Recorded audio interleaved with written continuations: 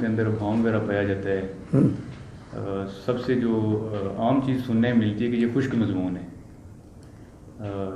اس کو پڑھ کے مجھے فائدہ کیا ہوگا، یا عملی زندگی کے اندر میں جس طرح سائنس کی بات ہوتی ہے وہ اگلے آپ کو گنوا دیتے ہیں کہ یہ پڑھوں گا تو مجھے یہ نوکری حاصل ہوگی، میں یہ کروں گا تو مجھے یہ ہوگا، یہاں پہ میں اس میں ڈاکٹر بنوں گا۔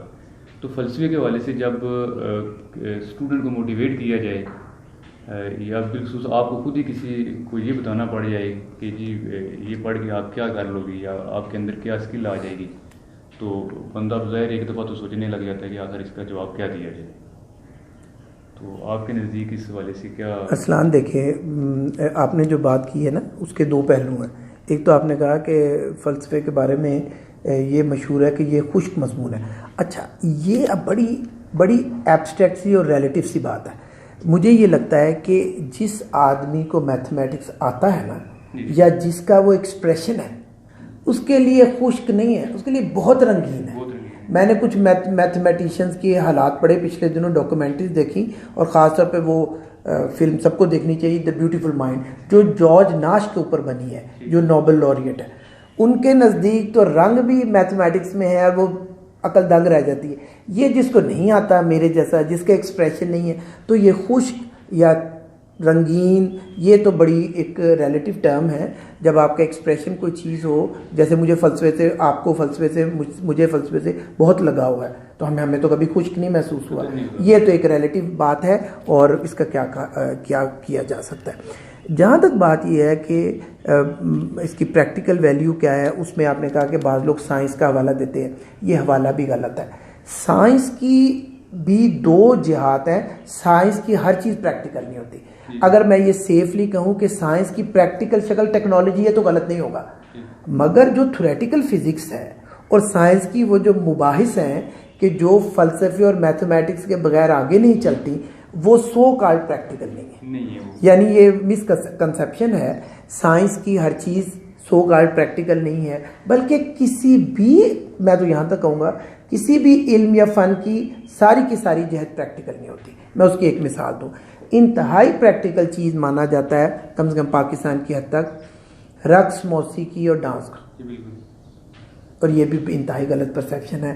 میوزک کی ایک پوری فلسفی ہے جس سے لوگ اس لیے بھاگتے ہیں کہ وہ بہت ایبسٹریکٹ ہے۔ آپ میئر پریکٹس سے کتنی دیر آگے بڑھیں گے؟ نو، ایک وقت آئے گا کہ آپ کو کوئی چیز میئر پریکٹس، ویسے کوئی چیز میئر تھیری بھی نہیں ہوتی اور کوئی چیز میئر پریکٹس بھی نہیں ہوتی۔ تو یہ اس طرح یہ دونوں آپ نے بیان بالکل صحیح کیے ہیں، یہی لوگ سوچتے ہیں۔ میرا خیال ہے کہ یہ دونوں کنسیپشن درست نہیں۔ دو چیزیں اب ہمارے پاس آ رہی ہیں، ایک آ گئی ہے تھیوری اور ایک ہے پریکٹس۔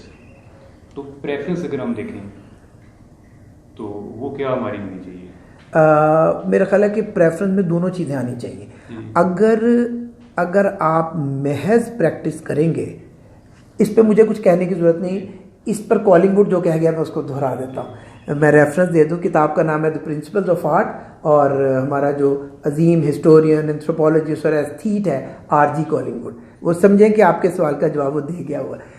وہ کہتا ہے کہ دیکھیے، اگر آپ صرف پریکٹس کریں گے نا، ہم ایک مثال لے لیتے ہیں، اگر آپ آرٹسٹ ہیں اور پریکٹس کرتے کرتے آپ نے اس کی کوئی تھیری بنانے کی کوشش کی ہے، تو اس میں یہ، اور آپ کی پوری ٹریننگ نہیں ہے، تو یہ ضرور ہے کہ آپ کو پتہ ہے کہ آپ کیا کہہ رہے ہیں، مگر بھدے طریقے سے کہیں گے اور پراپرلی وہ کنوے بھی نہیں کریں گے۔ دوسری طرف آپ میئر ایک تھیوری کے آدمی ہیں اور آپ نے وہ سائنس میں یا آرٹ میں یا چلو اس میں دخل دینا شروع کر دیا، تو آپ اچھے طریقے سے بات کر رہے ہوں گے، مگر آپ کی باتوں سے محسوس ہوگا کہ آپ کو یہ نہیں پتا کہ آپ کیا کہہ رہے ہیں۔ تو اس سے میں نے کالنگ ووڈ کی مدد سے یہ جواب دینے کی کوشش کی ہے کہ پریفرنس میں تھیوری اور پریکٹس دونوں آنی چاہیے۔ بلکہ میں یہاں یہ بھی ضرور کہوں گا، ایک میسیج دوں گا اپنے دیکھنے والوں کو، کہ پاکستان میں اول تو بہت بدقسمتی سے الٹریسی ہے، لوگ پڑھے لکھے نہیں ہیں۔ ارسلان، جو پڑھے لکھے بھی ہیں نا، وہ صرف پریکٹس کو ہی علم سمجھتے ہیں۔ یعنی وہ مطلب اب ڈاکٹر اگر فردر ریسرچ نہیں کرے گا اور نزلہ زکام کھانسی میں لگ جائے گا، انجینئر اگر آگے ریسرچ نہیں کرے گا، جو ساری کی ساری تھیوریٹیکل ہوتی ہے، اور فوری طور پر کسی جاب میں لگ جائے گا، نہ وہ خود آگے بڑھے گا، نہ یہ ملک آگے بڑھے گا۔ یہ دیکھنے میں ہے کہ یہ ایک فلسفہ فاؤنڈیشنل سبجیکٹ ہونے کی وجہ سے زیادہ تر مخفی رہتا ہے، زیادہ تر بیک جو ہے وہ سطح پہ کام کر رہا ہوتا ہے. اس کی وجہ سے زیادہ جو امپیکٹ جاتا ہے وہ پریکٹیکل چیزوں کا جاتا ہے، جو کہ منظر عام کے اوپر ہوتی ہیں، جو ظاہر ہوتی ہیں، اور پیچھے چھپی ہوئی اس کو سہارا دینے والی چیزوں کی طرف لوگوں کا فوکس نہیں ہوتا. تو ہم اس حوالے سے کیا کر سکتے ہیں کہ لوگوں کو یہ پتہ چلے کہ جو فاؤنڈیشنل چیزیں ہوتی ہیں، جو ان پریکٹیکل چیزوں کی بنیاد ہوتی ہیں، اس کو سمجھنے کے لیے یا اس طرف لوگوں کو لے کے آنے کے لیے، انفلوئنس کرنے کے لیے ہم کیا کر سکتے ہیں؟ بہت ہی اچھا سوال کیا، بہت ہی اچھی بات آپ نے کی. دیکھیے، جو معاشرہ جتنا پڑھا لکھا ہوگا وہ فاؤنڈیشنل چیزوں کی طرف اتنا ہی متوجہ ہوگا. میرے پاس ایک بڑی سیدھی سادی سی مثال ہے. فلم ڈائریکشن دیکھیں، ڈائریکٹر سامنے نہیں ہوتا، اور آپ کو یہ پتہ ہے کہ عام لوگ اس کے کئی دفعہ نام سے بھی واقف نہیں ہوتے، جس سے ان لوگوں کو کئی دفعہ تکلیف بھی ہوتی ہے. یہ نہ سمجھے کہ ان کو اس چیز کی بڑی خوشی ہوتی.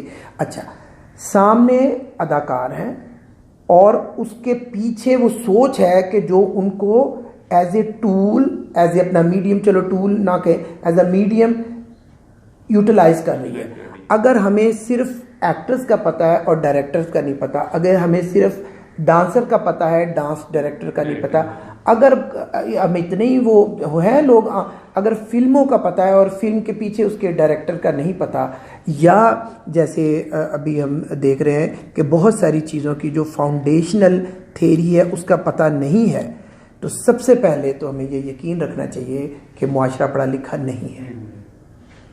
یعنی آپ کو صحیح کنگ میکرز کا پتہ ہی نہیں ہے. تو اس پہ میں ایک شکوہ بھی کروں گا آپ سے بات کرتے ہوئے، فائدہ اٹھاتے ہوئے، کہ ہم دیکھتے ہیں ستارہ امتیاز مل رہا ہے، پرائڈ آف پرفارمنس مل رہا ہے. یہ خود مجھے بتائیے، ہم نے کبھی کسی بہترین استاد کو پرائڈ آف پرفارمنس دی ہے؟ ہم نے کسی، اچھا اگر کوئی اکیڈیمیشین آ بھی گیا ہے تو ہم یہ دیکھیں گے کہ اس کی ریسرچ میں ریسرچ پبلیکیشن وغیرہ کی بات نہیں کر رہا.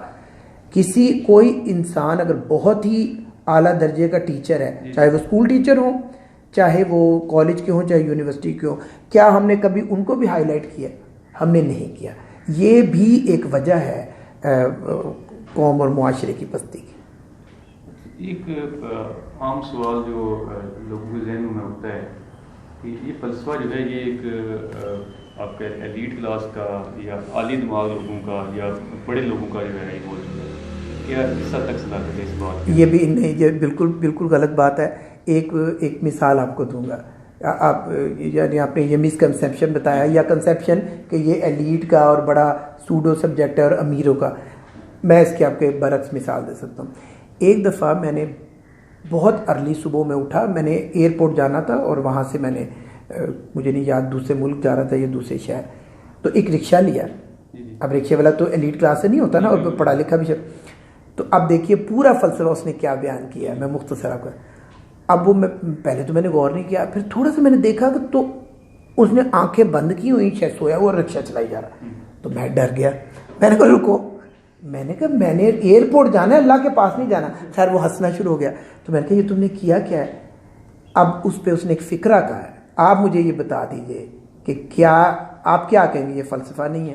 میں اسی طرح بیان کروں گا کہ وہ دل پہ نقش ہو گیا. افسانہ نگار جو کہنے لگا، جی باؤ جی کدا دل کردا ہے دن رات ہڈیاں توڑن دا، اس تا اولاد دی محبت ہے جڑی اڈائی پھردی. اب آپ کو اس کو ذرا انگریزی میں کہہ دیں تو پورا فلسفہ آپ کا بن جائے گا کہ وہ کہنا چاہ رہا تھا the motivational force behind me is the love of my kids. تو ادروائز کون کر سکتا ہے اتنا اوور ورک؟ تو فلسفہ تو ہر آدمی ہی ایک سطح پہ فلسفی ہوتا ہے. فلسفہ ہماری جڑوں میں ہے. فلسفہ پڑھے لکھے، ان پڑھ، اب گاؤں میں آپ دیکھیں، گاؤں میں جو وائز لوگ ہوتے ہیں، میں تو ان کے پاس بیٹھ جاتا ہوں، میں تو کوئی سیکھ لیتا ہوں کہ صرف پروفیسری سے کیا ہوتا ہے. جو بلکہ میں یہاں تک کہ میں اپنی بات ختم کروں گا یہ کہہ کے کہ فلسفے سے تو ہم نے یہ سیکھا کہ بہت سے لوگ ان پڑھے لکھے جاہل بھی ہیں.